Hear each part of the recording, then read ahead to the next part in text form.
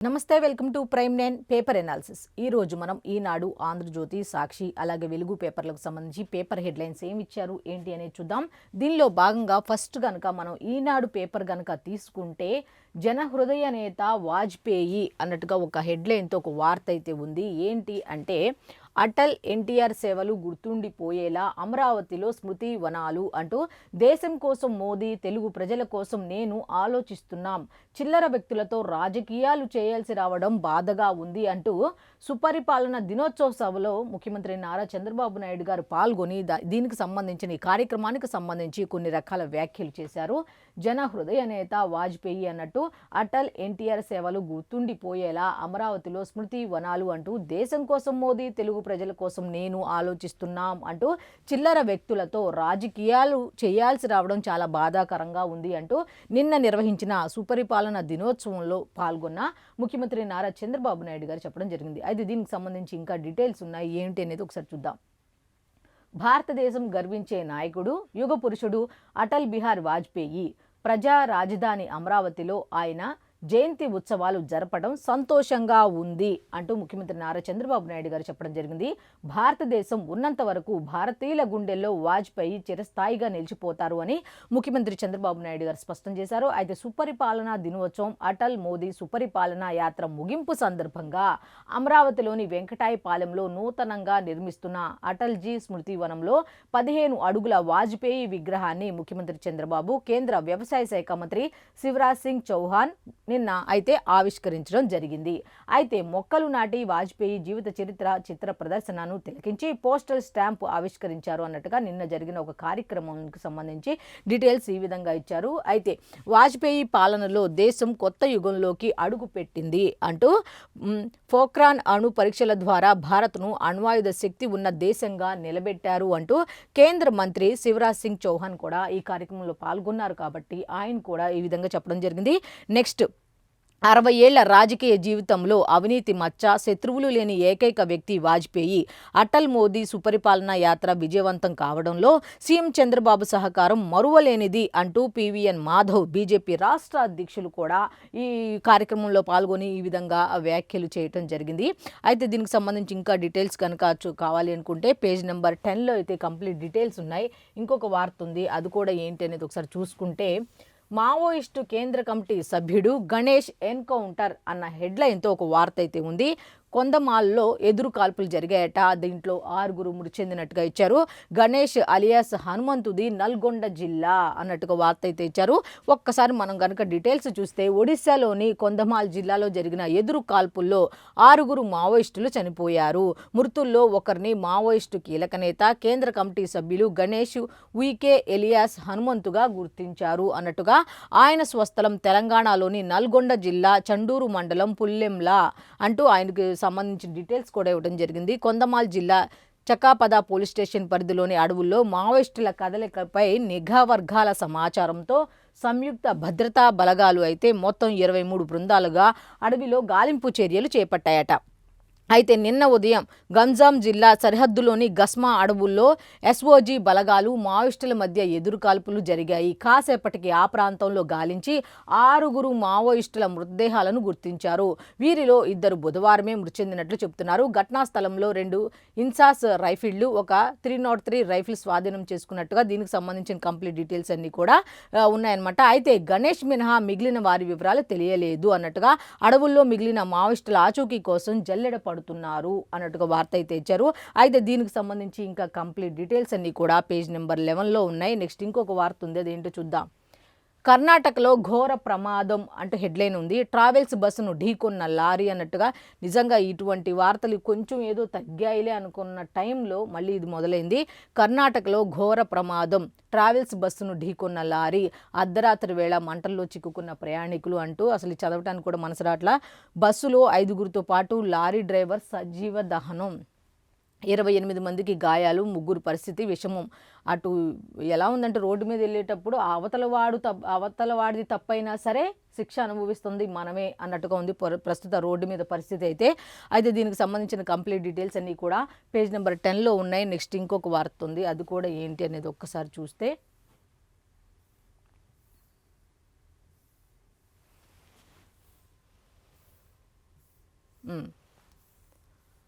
Article 370 గోడను కూల్చేయటం గర్వకారణం అంటూ ప్రధాని నరేంద్ర మోదీ లక్నోలో ప్రేరణా స్థల్ ప్రారంభించారట. దీనికి సంబంధించి ఆయన మాట్లాడిన మాట ఏమిటి అంటే ఆర్టికల్ 370 అనే గోడను కూల్చేయడం చాలా గర్వకారణంగా ఉంది అంటూ ఆయన చెప్పుకుంటూ వచ్చారు ప్రధానమంత్రి నరేంద్ర మోదీ గారు.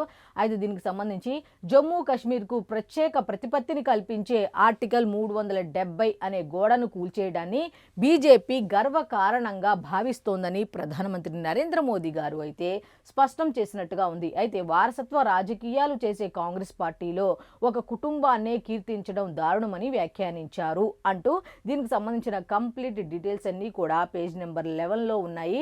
నెక్స్ట్ ఇంకొక వార్త ఉంది, ఆ వార్త కూడా ఏంటి అని ఒక్కసారి చూస్తే,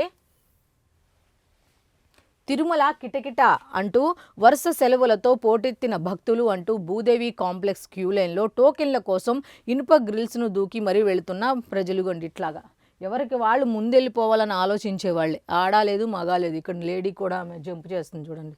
అయితే తిరుమల శ్రీ వెంకటేశ్వర స్వామి ఇలాంటివి జరిగినప్పుడే కొంచెం ఆలోచించాలి. అందరం స్వామివారి దగ్గరికే వెళ్తున్నాం, కాకపోతే ఒకరికి ముందు అవుతుంది దర్శనం, ఇంకొకరికి తర్వాత అవుతుంది. ఇటువంటి ఈ తొందరపాటుతనం వల్ల అక్కడ తొక్కిసలాటలు జరిగి లేనిపోయిన గందరగోళం అనేది నెలకొంటుంది. తిరుమల శ్రీ వెంకటేశ్వర స్వామి సర్వదర్శనానికి భక్తుల రద్దీ గురువారం భారీగా పెరిగింది. వరుస సెలవులతో తిరుమలలో ఎక్కడ చూసినా పెద్ద సంఖ్యలో భక్తులు కనిపించారు. సర్వదర్శన భక్తులు వైకుంఠం క్యూ కాంప్లెక్స్ 2 నారాయణగిరి షెడ్లు నిండిపోయి క్యూ లైన్లో శిలాతోరణం వరకు వేచి ఉన్నారు. వీరికి 16 గంటల్లో 300 టికెట్లు కలిగిన భక్తులకు 3 గంటల్లో శ్రీవారి దర్శనం అయితే కల్పించనున్నట్టుగా తెలుస్తుంది. అయితే దీనికి సంబంధించి ఇంకా కంప్లీట్ డీటెయిల్స్ అన్ని కూడా పేజ్ నెంబర్ 3లో ఉన్నాయి. నెక్స్ట్ ఇంకా ఈనాడుకు సంబంధించి ఇవే వార్తలు ఉన్నట్టుగా ఉన్నాయి. నెక్స్ట్ మనం సాక్షికి వెళ్ళిపోదాం. సాక్షిలో ఏమి ఇచ్చారు అంటే, ఫస్ట్ లిస్టింగ్కు శాంసంగ్ నో అంటూ ప్రొడక్టులతో ఏఐ వినియోగంపై దృష్టి కన్జ్యూమర్ ఫైనాన్స్ విస్తరణ అన్నట్టుగా ఒక వార్త అయితే ఇచ్చారు. దీనికి సంబంధించి డీటెయిల్స్ పేజ్ నెంబర్ 13లో ఉన్నాయి. ఏఐ ముప్పు తక్కువే అన్నట్టుగా ఏఐతో భారత్లో ఉద్యోగాలకు ముప్పు లేదన్న ఐటీ శాఖ కార్యదర్శి కృష్ణన్ అన్నట్టుగా ఇంకొక వార్త ఉంది. అయితే దీనికి సంబంధించిన కంప్లీట్ డీటెయిల్స్ అన్ని కూడా పేజ్ నెంబర్ 13లో ఉన్నాయి. నెక్స్ట్ ఇంకొక వార్త, 370 గోడను బద్దలు కొట్టాం అంటూ అభివృద్ధికి అవరోధంగా మారిన ఆర్టికల్ 370 గోడను బద్దలు కొట్టే అదృష్టం తమకే దక్కిందని ప్రధానమంత్రి నరేంద్ర మోదీ గారు నిన్న చెప్పడం జరిగింది. అయితే దీనికి సంబంధించిన కంప్లీట్ డీటెయిల్స్ అన్నీ కూడా పేజ్ నెంబర్ 6లో ఉన్నాయి. నెక్స్ట్ ఇంకొక వార్త, అణుపాటవంలో ముందడుగు అంటూ కిమ్ జోంగ్ ఉన్ చిరకాల స్వప్నమైన అణు జలాంతర్గామి నిర్మాణాన్ని ఉత్తర కొరియా దాదాపు పూర్తి చేసేసింది అన్నట్టుగా ఒక వార్త అయితే ఇచ్చారు. కంప్లీట్ డీటెయిల్స్ పేజ్ నెంబర్ 6లో ఉన్నాయి. ఇంకొకటి, బంగ్లా డార్క్ ప్రిన్స్ పునరాగమనం అంటూ ఇంకొక వార్త అయితే ఉంది. అది ఏంటంటే, వచ్చే ఎన్నికల్లో ప్రధాని అభ్యర్థిగా భావిస్తున్న బీఎన్పీ తాత్కాలిక చైర్మన్ తారిక్ 17 ఏళ్ల తర్వాత బంగ్లాదేశ్లో అడుగుపెట్టారు అన్నట్టుగా ఒక వార్త అయితే ఉంది. అదే దీనికి సంబంధించిన కంప్లీట్ డీటెయిల్స్ అన్నీ కూడా పేజ్ నెంబర్ 6లో ఉన్నాయి. నెక్స్ట్, సిరీస్ విజయంపై గురి అంటూ ఇంకొక హెడ్లైన్ ఉంది. తిరువనంతపురంలో నేడు శ్రీలంకతో భారత జట్టు 3వ టీ20 ఆడనుంది. అయితే టీమిండియా ఈసారి గెలిస్తే సిరీస్ సొంతం చేసుకుంటుంది అన్నట్టుగా వార్త అయితే ఉంది. అయితే దీనికి సంబంధించిన కంప్లీట్ డీటెయిల్స్ అన్నీ కూడా పేజ్ నెంబర్ 13లో ఉన్నాయి. నెక్స్ట్ ఇంకా వార్తలు ఉన్నాయి, అవి కూడా ఏంటి అనేది ఒకసారి చూస్తే, ఫస్ట్ వచ్చి కేంద్ర నిధులపై బాబు సర్కారు పెత్తనం. ఇచ్చేదేమో కేంద్రం నిధులు, పెత్తనం అయితే ప్రస్తుత చంద్రబాబు నాయుడు గారి ప్రభుత్వం అయితే వాటి మీద పెత్తనం చేస్తుంది అన్నట్టుగా ఇచ్చారు. గ్రామాలకు గ్రహణం పట్టిందట. ఏ విధంగా 15వ ఆర్థిక సంఘం సిఫార్సుల మేరకు గ్రామ పంచాయతీలకు కేంద్రం ఇచ్చిన నిధులపై ఆంక్షలు అన్నట్టుగా, కేంద్రం ఇచ్చిన నిధులపై ప్రభుత్వం ఆంక్షలు పెడుతోందట. గ్రామాలకైతే గ్రహణం పట్టిందట. దీనికి సంబంధించి రాజ్యాంగబద్ధంగా స్థానిక సంస్థలకు ఇవ్వాల్సిన నిధులను అడ్డుకుంటూ నిరంకుశత్వం అన్నట్టుగా ఒక వార్త అయితే ఇచ్చారు. దీనికి సంబంధించి ఇంకా సబ్ హెడ్లైన్స్ ఏమి ఇచ్చారు ఏంటి అనేది కనుక ఒకసారి మనం చూస్తే, స్థానిక అవసరాలకు అనుగుణంగా ఖర్చు పెట్టనివ్వకుండా గ్రామ స్వరాజ్యానికి తూట్లు పొడిచారు. గ్రామ స్వరాజ్యం అంటూ ఆయన డిప్యూటీ సీఎం పవన్ కళ్యాణ్ పదే చెప్పుకుంటూ పనిచేసుకుంటూ వెళ్తుంటే వీళ్ళు ఈ విధంగా ఇచ్చారు. స్థానిక అవసరాలకు అనుగుణంగా ఖర్చు పెట్టనివ్వట్లేదట. అయితే రాష్ట్ర ప్రభుత్వం నిర్ణయించే పనులకే నిధులంటూ పంచాయతీరాజ్ సర్క్యులర్. ఏమని అంటే, రాష్ట్ర ప్రభుత్వం ఏ పనులైతే చేపడుతుందో ఆ పనులకు మాత్రమే నిధులు విడుదల చేయాలి అన్నట్టుగా పంచాయతీరాజ్ ఒక సర్క్యులర్ అయితే విడుదల చేసిందట. అంటే వాళ్ళకి ఏం అవసరం, ఏం కావాలి, ఏంటి అనేది వాటికి సంబంధించిన నిధులు విడుదల చేసుకోవడానికి లేకుండా చేసింది అన్నట్టుగా. విజయనగరం సహా పలు జిల్లాల్లో ఎంపీడీఓలకు ప్రభుత్వం నుంచి ఆదేశాలు జారీ చేశారట. సర్పంచుల పదవీ కాలం ముగుస్తున్న సమయంలో బాబు సర్కార్ రాజకీయ ఎత్తుగడలు వేస్తోంది అన్నట్టుగా. అయితే దీనికి సంబంధించి గ్రామ స్వరాజ్యానికి చంద్రబాబు సర్కారు గ్రహణం పట్టిస్తోంది. పంచాయతీలకు రాజ్యాంగబద్ధంగా కేంద్ర ప్రభుత్వం నుంచి విడుదలైన నిధులను అడ్డుకుని దొడ్డిదారిన పళ్లించే కుతంత్రానికి తెరతీసింది అంటూ ఈ 15వ ఆర్థిక సంఘానికి సంబంధించిన నిధులకు సంబంధించిన విషయం మీద వీళ్ళైతే ఈ విధంగా ఇచ్చారు. అయితే దీనికి సంబంధించిన కంప్లీట్ డీటెయిల్స్ అన్నీ కూడా లోపల పేజీల్లో ఉన్నాయి. నెక్స్ట్ ఇంకొక వార్త ఉంది, అది కూడా ఏమిటి అంటే దేవుడా ఏమిటి పరీక్ష అన్నట్టుగా ఒక వార్త అయితే ఇచ్చారు. అలిపిరి భూదేవి కాంప్లెక్స్లో ఆర్తనాదాలు, శ్రీవారి దివ్య దర్శన టోకెన్ల కోసం పోటెత్తిన భక్తులు, క్యూలైన్లలో అరుపులు, కేకలు, తోపులాటలు, ఉద్రిక్తతకు దారితీసిన పరిస్థితులు, ప్రభుత్వం టీటీడీ నిర్లక్ష్యం, సౌకర్యాల కల్పనలో వైఫల్యం అంటూ ఇక్కడ తిరుపతికి సంబంధించింది ఒకటి ఇచ్చారు, భక్తులకు సంబంధించింది. అక్కడ సౌకర్యాలు సరిగ్గా చేయలేదు, భక్తులు చాలా ఇబ్బంది పడ్డారు, ఆ క్యూలైన్లో నుంచి ఉన్న భక్తులు చాలా ఇబ్బంది పడ్డారు అన్నట్టుగా వార్త అయితే వీళ్ళు ఇచ్చారు. అయితే దీనికి సంబంధించి కూడా కంప్లీట్ డీటెయిల్స్ అన్నీ కూడా పేజ్ నెంబర్ 10లో ఉన్నాయి. నెక్స్ట్ ఇంకొక వార్త ఉంది, అది కూడా ఏంటో ఒకసారి చూద్దాం. మీ కులం మతం ఏమిటి అంటూ ఒక హెడ్లైన్తో వార్త ఇచ్చారు. ఏమిటి అంటే ఏకీకృత సర్వే ముసుగులో 1.40 కోట్ల కుటుంబాల్లో పౌరుల వ్యక్తిగత సమస్త సమాచారం సేకరిస్తున్న బాబు సర్కారు అంటూ ఒక వార్త అయితే ఇచ్చారు. పంట అమ్మకం ద్వారా ఎంత వచ్చింది, కరెంటు ఎన్ని యూనిట్లు వాడతారు, రాజకీయ దురుద్దేశాలతోనే సర్వేకు శ్రీకారం అంటూ ఒక వార్త అయితే ఇచ్చారు. ఏకీకృత కుటుంబ సర్వే ముసుగులో రాష్ట్ర వ్యాప్తంగా అన్ని కుటుంబాల్లో పౌరుల వ్యక్తిగత సమాచారాన్ని సమస్తం తమ గుప్పెట్లో పెట్టుకునేందుకు బాబు ప్రభుత్వం శ్రీకారం చుట్టింది. ఏకీకృత కుటుంబం సర్వే పేరుతో ఇంటింటికి వెళ్లి 25 రకాల అంశాలకు సంబంధించి పౌరుల వ్యక్తిగత సమాచారాన్ని గ్రామ వార్డు సచివాలయాల సిబ్బంది ద్వారా సేకరించనుంది అన్నట్టుగా ఒక వార్త అయితే ఇచ్చారు. అయితే దీనికి సంబంధించి ఏంటంటే వివిధ పథకాలు, పౌర సేవలకు సంబంధించి ప్రభుత్వం వద్ద ఉన్న సమాచారంతో దీన్ని పోల్చనున్నట్లు అధికార వర్గాల్లో చర్చ జరుగుతోంది అన్నట్టుగా ఇచ్చారు. అంటే ఏకీకృత కుటుంబ సర్వే ముసుగులో అదొక ముసుగు అనేది ఉద్దేశంతో వీళ్ళు ఆరోపిస్తున్నట్టుగా ఇచ్చారు. రాష్ట్ర వ్యాప్తంగా అన్ని కుటుంబాల్లో పౌరుల వ్యక్తిగత సమాచారాన్ని సమస్తం తమ గుప్పెట్లో పెట్టుకునేందుకు బాబు ప్రభుత్వం శ్రీకారం చుట్టింది. దానికి ఒక పేరు, ఇంట్లో ఉన్న వాళ్ళ వ్యక్తిగత విషయాలు అవన్నీ తెలుసుకొని ఏకీకృత కుటుంబ సర్వే అనే పేరు పెట్టి దాంట్లో అయితే వాళ్ళ సమాచారాన్ని అంతా కూడా చేతిలోకి తీసుకునే ప్రయత్నం అయితే చేస్తుంది అన్నట్టుగా. ఏకీకృత కుటుంబ సర్వే పేరుతో ఇంటింటికి వెళ్ళి 25 రకాల అంశాలకు సంబంధించి పౌరుల వ్యక్తిగత సమాచారాన్ని గ్రామ వార్డు సచివాలయ సిబ్బంది ద్వారా సేకరిస్తున్నారట. వివిధ పథకాలు, పౌర సేవలకు సంబంధించి ప్రభుత్వం వద్ద ఉన్న సమాచారంతో దీన్ని వాళ్ళు చెప్పే విషయాలు, ప్రభుత్వం దగ్గర ఉన్న విషయాలు ఒకదానికొకటి పోల్చి చూసుకుంటున్నారట. దీనివల్ల అధికార వర్గాల్లో పెద్ద చర్చ జరుగుతోంది అనే వార్త అయితే ఇచ్చారు. అయితే దీనికి సంబంధించి కంప్లీట్ డీటెయిల్స్ అన్ని కూడా పేజ్ నెంబర్ 2లో ఉన్నాయి. నెక్స్ట్ ఇంకా వార్తలు ఉన్నాయి ఏంటి అనేది కనుక ఒకసారి చూస్తే పీపీపీ ద్వారానే సంపద సృష్టి అన్నట్టుగా ఒక వార్త అయితే ఉంది. అదేమిటి అంటే పీపీపీ విధానంలో దేశం అభివృద్ధి చెందుతుందని, దాని ద్వారా సంపద సృష్టిస్తుంటే ఏమీ తెలియని కొందరు నాయకులు ఏదేదో మాట్లాడుతున్నారని సీఎం చంద్రబాబు వ్యాఖ్యానించారు అన్నట్టుగా ఇచ్చారు. అయితే గుంటూరు జిల్లా వెంకటపాలెంలో 14 అడుగుల వాజ్పేయి కాంస్య విగ్రహాన్ని ఆయన ఆవిష్కరించారు. ఆ ఆవిష్కరణ కార్యక్రమంలో ఈ విధంగా వ్యాఖ్యలు చేశారు అంటూ ఒక వార్త అయితే ఈ విధంగా ఇచ్చారనమాట. నెక్స్ట్ దీనికి సంబంధించిన కంప్లీట్ డీటెయిల్స్ అన్ని కూడా పేజ్ నెంబర్ 2లో ఉన్నాయి. నెక్స్ట్ నోటిఫికేషన్కు మనసొప్పట్లే అంటూ ఒక వార్త అయితే ఉంది. అదేంటంటే ప్రభుత్వ శాఖల్లో ఖాళీగా ఉన్న ఇంజనీర్ పోస్టులు భర్తీ చేసేందుకు చంద్రబాబు ప్రభుత్వానికి మనసు రావడం లేదు అంటూ వైఎస్ జగన్ ప్రభుత్వంలో ఇచ్చిన నోటిఫికేషన్లను సైతం పూర్తి చేయకపోవడంతో అభ్యర్థుల్లో ఆందోళన అయితే వ్యక్తం అవుతోంది అన్నట్టుగా వార్త ఇచ్చారు. అసలు దీనికి సంబంధించి కంప్లీట్ డీటెయిల్స్ అన్నీ కూడా పేజ్ నెంబర్ 14లో ఉన్నాయి. నెక్స్ట్ ఇంకొక వార్త ఉంది, అది కూడా ఏంటి అనేది ఒకసారి చూసుకుంటే ఋషికొండపై మా అభిప్రాయాలు తీసుకోలేదు అన్నట్టుగా ఒక వార్త అయితే ఉంది. అసలు దీనికి సంబంధించి ఏమిటంటే రుషికొండ భవనాల వినియోగంలో స్థానిక ప్రజాప్రతినిధుల అభిప్రాయాలు తీసుకోలేదని బీజేపీ ఎమ్మెల్యే విష్ణుకుమార్ రాజు చెప్పారట. విష్ణుకుమార్ రాజు బీజేపీ కూటమిలో ఉన్న వాళ్లే ఈ విధంగా చెప్పారు. రుషికొండ భవనాల వినియోగానికి సంబంధించి స్థానిక ప్రజాప్రతినిధుల అభిప్రాయాలను అయితే తీసుకోలేదు అన్నట్టుగా, అయితే రుషికొండను ఆదాయ వనరుగా చూడకూడదని వ్యాఖ్యానించారు. ఆయన అయితే ఆదాయ వనరు కింద దాన్ని చూడకూడదు అని ఆయన వ్యాఖ్యానించారట. ఆయన ఆ మాట అన్నారు అన్నట్టుగా వీళ్ళైతే ఇచ్చారు. అయితే దీనికి సంబంధించి కూడా కంప్లీట్ డీటెయిల్స్ అన్నీ కూడా పేజ్ నెంబర్ 2లో ఉన్నాయి. నెక్స్ట్ ఇంకొక వార్త ఉంది, అది ఏంటంటే అణ్వాయుధ సామర్థ్య క్షిపణి ప్రయోగం విజయవంతం అయ్యింది అన్నట్టుగా అణ్వాయుధ పరీక్షల్లో భారత రక్షణ దళం సత్తా చాటింది. విశాఖ తీరం వేదికగా అత్యంత కీలకమైన ప్రయోగాన్ని నౌకాదళం విజయవంతంగా నిర్వహించింది అన్నట్టు అణ్వాయుధ సామర్థ్యం గల K4 క్షిపణిని అరిఘాత్ జలాంతర్గామి నుంచి ఈ నెల 24న ప్రయోగించారు అన్నట్టుగా, అది విజయవంతమైంది అన్నట్టుగా కంప్లీట్ డీటెయిల్స్తో కూడిన ఒక వార్త అయితే ఇచ్చారు. దీనికి సంబంధించి కంప్లీట్ డీటెయిల్స్ అన్నీ కూడా పేజ్ నెంబర్ 14లో ఉన్నాయి. నెక్స్ట్ ఇంకొకటి, కృష్ణా డెల్టాకు పెనుముప్పు అంటూ ఒక వార్త అయితే ఇచ్చారు. షెల్ ఆయిల్ గ్యాస్ వెలికితీతతో సాగునీటికే కాదు తాగునీటికి తీవ్ర ఇబ్బందులు ఏర్పడ్డాయి అన్నట్టుగా, వేదాంతకు షెల్ గ్యాస్ ఆయిల్ వెలికితీత అనుభవం లేదు కానీ ఎందుకు ఇచ్చారు అన్నట్టుగా, తక్షణమే నిర్ణయాన్ని వెనక్కి తీసుకోవాలి. రాష్ట్ర ప్రభుత్వానికి సైంటిస్ట్స్ ఫర్ పీపుల్ శాస్త్రవేత్తలు లేఖ రాశారట.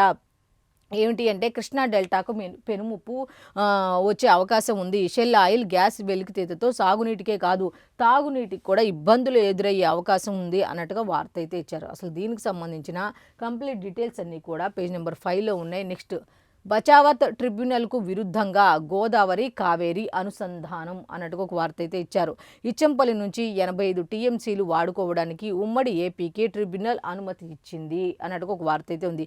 కానీ అక్కడి నుంచి 148 టీఎంసీలను కావేరికి మళ్లించేలా NWDA DPR అయితే సిద్ధం చేసింది అన్నట్టుగా, ఇది ట్రిబ్యునల్ అవార్డుకు విరుద్ధమే అంటున్న సాగునీటి రంగ న్యాయ నిపుణులు అంటే ఈ విధంగా ఒక వార్త అయితే ఇచ్చారు.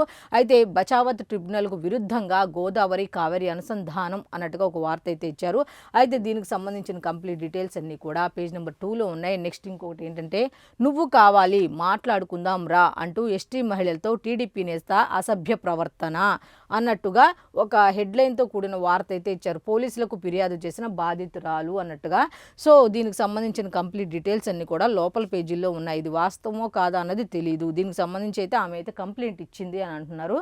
అసలు మళ్ళీ దీనికి సంబంధించి ఇంకేమన్నా ఉందా దీని వెనకాల? ఇప్పుడు రకరకాలుగా ఒక విషయం బయటకు వచ్చిందంటే అది వాస్తవమా కాదని సరి చూసుకోవాల్సిన ఒక వార్త వచ్చింది అంటే దాని వెనక వాస్తవాలు ఏంటనేది సరి చూసుకోవాల్సిన అవసరం అయితే ఉందన్నమాట. అయితే దీనికి సంబంధించి కంప్లీట్ డీటెయిల్స్ అన్నీ కూడా పేజ్ నెంబర్ 14లో ఉన్నాయి. నెక్స్ట్ ఇంకొకటి, మంటల్లో మరో ట్రావెల్స్ బస్సు. అసలు ఇలాంటి వార్తలే చదవకూడదు అనుకుంటాం, ఏ వార్తలు వస్తాయన్నమాట.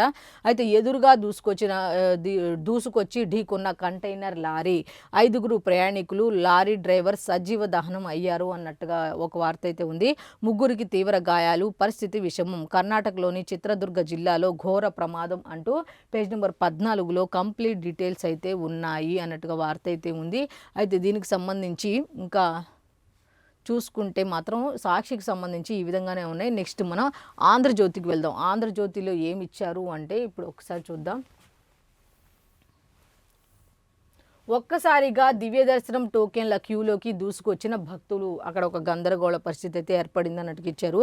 దర్శన టోకెన్ల క్యూలో తోపులాట జరిగిందట.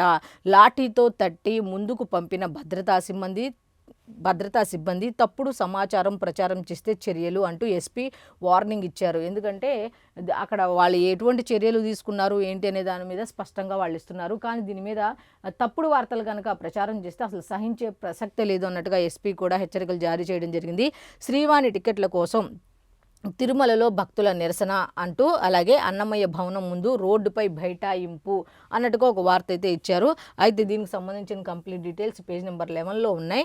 నెక్స్ట్ ఇంకొక వార్త చూద్దాం. ఏంటి అంటే, తమ పొలంలో పండిన పీకాన్ పప్పు చూపిస్తున్న సమీర్ రాజేష్ కాంతి అన్నట్టుగా ఒక వార్త అయితే ఇచ్చారు. అమెరికాలో సాగు బళ అంటూ వ్యవసాయంలో ప్రవాసాంధ్రుల జోష్, పంట భూముల కొనుగోళ్లలో దూకుడు చూపిస్తున్నారు అన్నట్టుగా ఒక వార్త అయితే ఉంది. పప్పులు, కూరగాయలు, పండ్ల సాగులో సాంకేతికత వినియోగంతో లాభాల పంట, భవిష్యత్తులో రియల్ భూమి పైన ఆశలు, రాంచ్ యజమానులకు పన్ను రాయితీ, వందలాది ఎకరాల్లో గోశాలల నిర్వహణ అంటూ ఒక వార్త అయితే ఉంది. అయితే దీనికి సంబంధించి ఒకసారి వ్యవసాయంలో సాంకేతికతను వినియోగించాలని ముఖ్యమంత్రి నారా చంద్రబాబు నాయుడు గారు కానీ, లేకపోతే డిప్యూటీ సీఎం పవన్ కళ్యాణ్ కానీ వీళ్ళందరూ ఏం చెప్తున్నారంటే, రైతులందరికీ కూడా ఒకటే మాట చెప్తున్నారు. ఇప్పుడు మత్స్యకారులైనా సరే, లేకపోతే రైతులైనా సరే, ఇంకెవరైనా సరే పెరుగుతున్న సాంకేతికతకు అనుగుణంగా గనక డెవలప్ అయితే మీరు ఎక్కడ దేంట్లో ఉన్నా, ఏ రంగంలో ఉన్నా సరే అనుకున్నది సాధించగలుగుతారు అన్నట్టు చెప్తారు. సేమ్ అదే విధంగా ఇక్కడ కూడా ఒక వార్త ఉంది కదా, ఒకసారి నేను చదివి వినిపిస్తా. అమెరికా వెళ్ళినా, అంతరిక్షంలోకి వెళ్ళినా ప్రవాసాంధ్రులు మాత్రం మట్టితో చుట్టరికాన్ని మర్చిపోరు, అంత అనుబంధం ఉంటుంది అన్నట్టుగా పాడి పంటలపై ప్రేమాభిమానాలను అంత తేలిగ్గా వదులుకోరు. ఏళ్ల క్రితం అగ్రరాజ్యానికి వలసపోయిన వారు ఇప్పుడు అక్కడ వ్యవసాయాన్ని కొత్త పొంతలు తొక్కిస్తున్నారు అన్నట్టుగా ఆధునిక సాంకేతికతను అందిపుచ్చుకొని రకరకాల పండ్లు, కూరగాయలు పండిస్తూ ఔరా అని అనిపిస్తున్నారు అన్నట్టుగా ఇచ్చారు. అయితే మరోవైపు పాడి రంగంలోనూ ముద్ర వేస్తున్నారట. ఐటీ, వైద్యం, వ్యాపార రంగాల్లో స్థిరపడిన తర్వాత దీర్ఘకాలిక ఆర్థిక భద్రత కోసం వ్యవసాయ భూములు కొనుగోలు చేస్తున్నారు. గత కొంతకాలంగా అమెరికా వ్యవసాయ రంగంలో తెలుగు ప్రవాసుల పెట్టుబడులు ఇబ్బడి ముబ్బడిగా పెరుగుతున్నాయి. కోవిడ్ అనంతరం ఈ ధోరణి స్పష్టంగా కనిపిస్తోంది అన్నట్టుగా వార్త అయితే ఉంది. అయితే నెక్స్ట్ ఇంకో వార్త ఉంది. ఆ వార్త కూడా ఏంటి అనేది చూస్తే, పీపీపీతో ప్రగతి సాధించవచ్చు అంటూ ముఖ్యమంత్రి నారా చంద్రబాబు నాయుడు గారు ఒక మాట చెప్పడం జరిగింది. వాజ్పేయి ఇదే నమ్మారు, మౌలిక వస్తువులు ప్రాజెక్టులతో సంపద సృష్టికి నాంది పలికారు అంటూ ఒక వార్త అయితే ఉంది. దీనికి సంబంధించి ఒకసారి మనం డీటెయిల్స్ చూస్తే, జనం గుండెల్లో శాశ్వతంగా నిలిచారు. ఇప్పుడు పీపీపీలో కాలేజీలు కడితే జైల్లో పెడతామంటున్నారు. అయితే ఈ హెచ్చరికలపై ప్రజలు ఆలోచించాలి అన్నట్టుగా ఒక మాట అయితే చెప్పారు. ఎక్కడికి వెళ్ళినా పీపీపీ విధానంపై ఎవరైతే వ్యతిరేకంగా మాట్లాడుతున్నారో అటువంటి వాటిని తిప్పికొట్టాలని నిన్న మొన్న అనుకుంటా ఒక మాట చెప్పారు. సేమ్ అదే విధంగా ఇప్పుడు ఆయన కూడా ఒక సభలో పాల్గొని అదే చెప్పారు. జనం గుండెల్లో శాశ్వతంగా నిలిచారు అంటూ ఆ కార్యక్రమానికి సంబంధించి ఉద్దేశించి మాట్లాడుతూ ఆ పీపీపీ విధానాన్ని కూడా తీసుకొచ్చారు. ఇప్పుడు పీపీపీలో కాలేజీలు కడితే జైల్లో పెడతామంటున్నారు అంటూ ఈ హెచ్చరికలపై ప్రజలు ఆలోచించాలి అన్నట్టుగా ఆయన ఒక టాపిక్ని అక్కడ కూడా తీసుకొచ్చారు. అయితే దేశ భవిష్యత్తుకు బాటలు వేసిన మహనీయుడు వాజ్పేయి అణు పరీక్షలతో బలమైన శక్తిగా మార్చారు. సుపరిపాలన, విలువలతో కూడిన రాజకీయం ఆయనకే సాధ్యం, ఆయనకే సొంతం అంటూ ఆర్థిక సంస్కరణలను పీవీ ప్రారంభిస్తే వాజ్పేయి వాటిని కొనసాగించారు. ఒకళ్ళు ప్రారంభిస్తే ఇంకొకరు కొనసాగించారు అన్నట్టుగా చెప్పుకుంటూ వచ్చారు. మాజీ ప్రధాని కలాంతో కలిసి పనిచేయడం నా అదృష్టం అంటూ చంద్రబాబు నాయుడు గారు చెప్పడం జరిగింది. అయితే అమరావతిలో వాజ్పేయి విగ్రహ ఆవిష్కరణకు హాజరైన కేంద్ర మంత్రి చౌహాన్ అన్నట్టుగా వీళ్ళైతే వార్త ఇచ్చారు. అయితే పీపీపీ విధానం భేష్ అంటూ వైద్య కళాశాలల నిర్మాణానికి కేంద్రం నుంచి 60% సాయం వస్తోంది. సమన్వయానికి సెల్ ఏర్పాటు చేయండి అంటూ మంత్రి సత్యకుమార్కు కేంద్ర మంత్రి నడ్డా లేఖ రాసినట్టుగా ఇచ్చారు. అయితే కేంద్ర సహకారం కోరుతూ మంత్రి తిరుగులేక, అయితే మీరు కూడా మీరు ఇస్తా అంటున్నారు కాబట్టి కొంచెం మాకు సహాయం చేయండి అన్నట్టుగా వైద్య ఆరోగ్య శాఖ మంత్రి సత్యకుమార్ యాదవ్ కూడా తిరిగి లేఖ రాయడం జరిగిందట.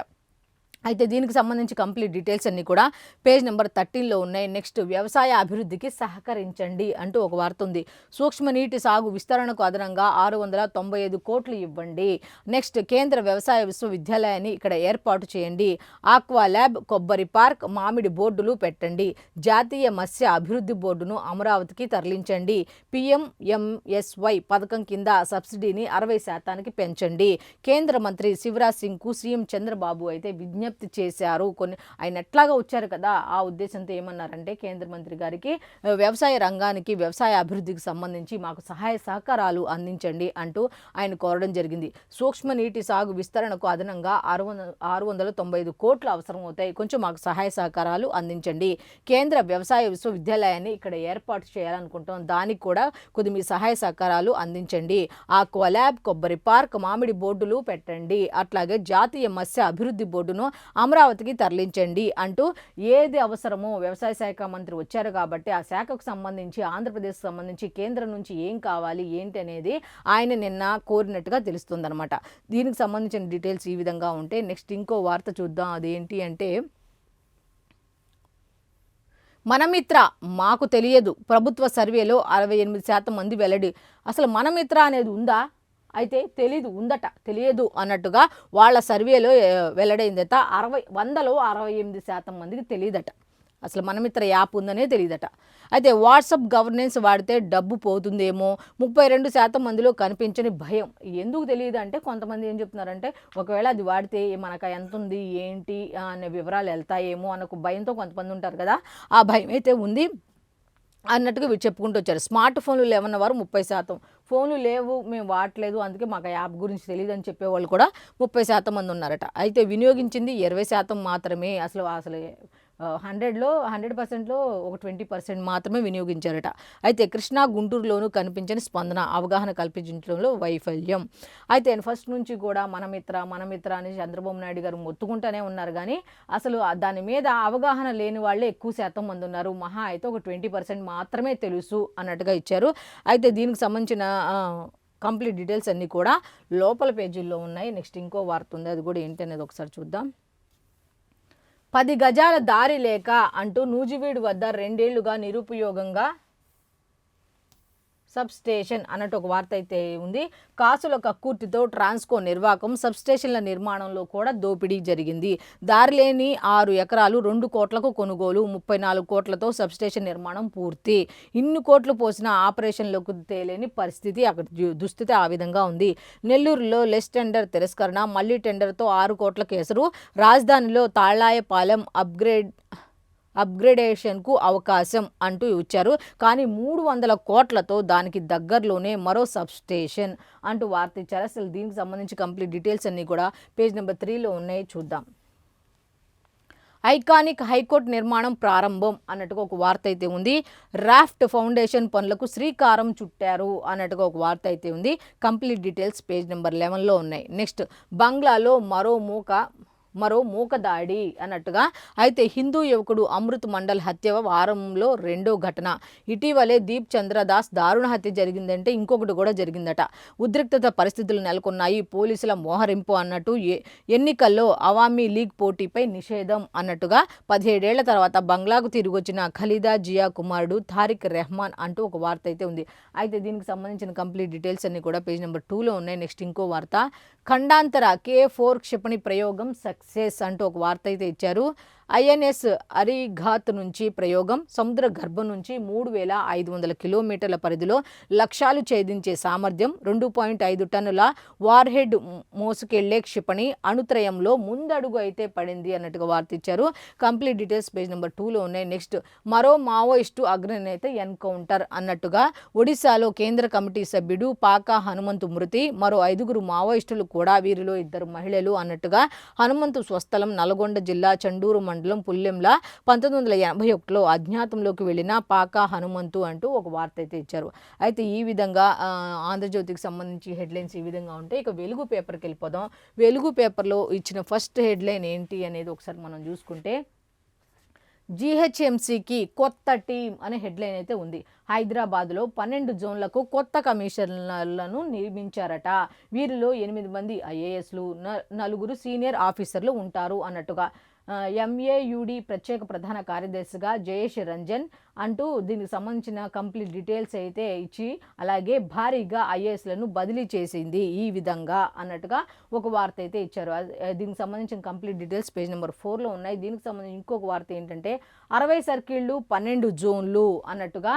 జీహెచ్ఎంసీ వార్డుల డీలిమిటేషన్ ఫైనల్ నోటిఫికేషన్ జారీ అయింది. 300 వార్డుల్లో సరిహద్దులు ఖరారు చేస్తూ తుది ప్రకటన అయితే విడుదల చేశారు అన్నట్టుగా కంప్లీట్ డీటెయిల్స్ ఇందాక చెప్పినట్టుగా పేజ్ నెంబర్ 4లో ఉంది.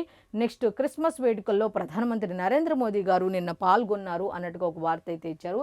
అయితే దీనికి సంబంధించి కంప్లీట్ డీటెయిల్స్ అన్నీ కూడా లోపల పేజీలో ఉన్నాయి. నెక్స్ట్ ఇంకొక వార్త ఉంది, అది కూడా ఏంటి అనేది ఒకసారి మనం చూస్తే, ఎక్కువ తోడుకున్నది ఏపీనే అంటూ ఈ సీజన్లో కృష్ణా నీళ్ల వాడకం ఇలా అంటూ ఏ విధంగా ఎవరెవరు ఎంత వాడుకున్నారు ఏంటి అనేది వీళ్ళైతే ఇచ్చారు. శ్రీశైలం నుంచి అయితే తెలంగాణ అయితే 13, ఏపీ అయితే 240, నాగార్జున సాగర్ అయితే తెలంగాణ 110, ఏపీ 350 అన్నట్టుగా ఇచ్చారు. ఈ వాటర్ ఇయర్లో ఇప్పటి వరకు ఏకంగా 600 టీఎంసీల దాకా కృష్ణా నీళ్లు తరలించబడ్డాయి.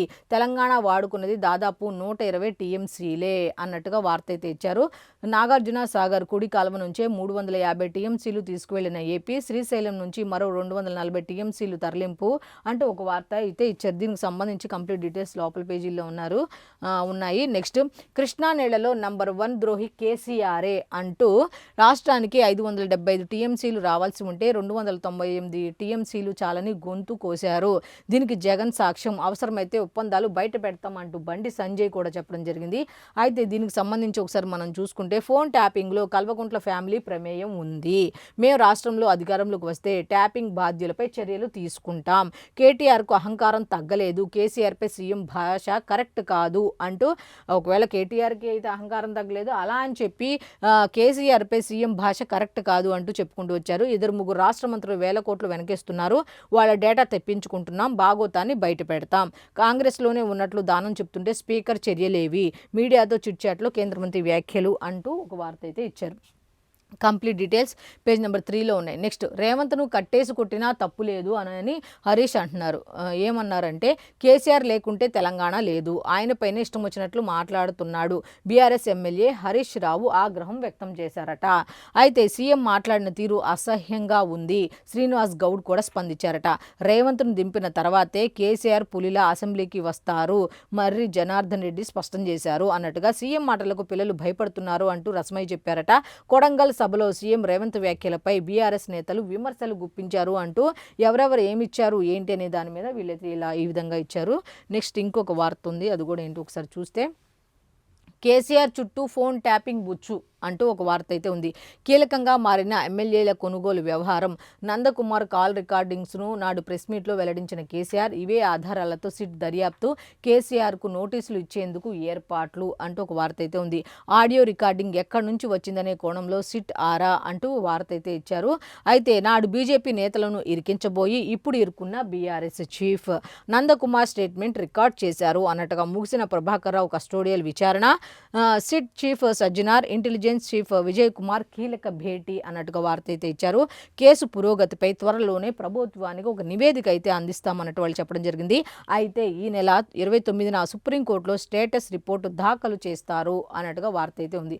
అయితే దీనికి సంబంధించిన కంప్లీట్ డీటెయిల్స్ అన్నీ కూడా పేజ్ నెంబర్ 2లో ఉన్నాయి. నెక్స్ట్ ఇంకో వార్త ఉంది, అది ఏమిటంటే, పురుగుల మందు తాగించి కూతురికే పురుగుల మందు తాగించి హత్య చేశారట. ప్రేమ వ్యవహారంలో పరువు పోతుందనే కోపంతో, ఇదొక పరువు హత్యలా చెప్పొచ్చు, ప్రేమ వ్యవహారంలో పరువు పోతుందని కోపంతో దారుణం చేశారు. పోలీసుల విచారణలో ఆలస్యంగా వెలుగులోకి, కరీంనగర్ జిల్లా సర్వాయిపేటలో ఈ ఘటన జరిగింది అన్నట్టుగా డీటెయిల్స్ అయితే ఇచ్చారు. నెక్స్ట్ ఇంకో వార్త, లాస్ట్ వార్త, మావోయిస్టు కీలక నేత గణేష్ మృతి అన్నట్టుగా, ఒడిశాలో జరిగిన ఎన్కౌంటర్లో చనిపోయిన సెంట్రల్ కమిటీ మెంబర్ అన్నట్టుగా ఇచ్చారు వార్త. మరో 5 మావోయిస్టులు కూడా, వీరిలో 2 మహిళలు. గణేష్ది నల్గొండ జిల్లా, 45 ఏండ్ల ఉద్యమ ప్రస్థానం, ఆయనపై 1.10 కోట్ల రివార్డ్ అయితే ప్రకటించింది అన్నట్టుగా ఇచ్చారు. సో ఇప్పటి వరకు మనం ఈనాడు, ఆంధ్రజ్యోతి, సాక్షి అలాగే వెలుగు పేపర్లకు సంబంధించి పేపర్ హెడ్లైన్స్ ఏమి ఇచ్చారు ఏంటి అనేది చూసాం కదా. మళ్ళీ రేపటి పేపర్ ఎనాలిసిస్లో కలుద్దాం. అంతవరకు సెలవు, నమస్కారం.